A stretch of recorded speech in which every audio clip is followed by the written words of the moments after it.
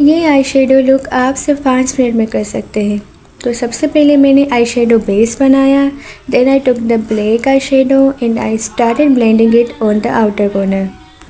Outer corner पर इसे अच्छे से ब्लेंड करेंगे। Then I took the brown eye shadow और उससे क्रीज लाइन पर ब्लेंड करना शुरू कर दिया। तब तक ब्लेंड करें जब तक ब्लैक और ब्राउन आई शेडो आपस में मर्ज ना हो। ब्लेंडिंग अच्छी और स्मूथ होनी चाहिए। एक ट्रांजिशन शेड बनना चाहिए ब्लैक और ब्राउन आई शेडो के बीच में। जब ब्लेंडिंग सही हो जाए, अच्छे से स्मूथ लगने लगे, देन कोई भी मेटालिक शेड लें। मैंने यहाँ पर गोल्डन कलर का लिया है। फिंगर की मदद से उससे ब्लेंड किया। याद रखिए, ऐसे ग्लिटरी, शिमरी और मेटालिक शेड्स जो होते हैं वो हमेशा फिंगर की मदद से ही यूज़ करते हैं। इससे उनकी पिगमेंटेशन और ज़्यादा वाइब्रेंट लगती हैं। ब्रश की मदद से यूज़ करने से वो ज़्यादा वाइब्रेंट नहीं लगते।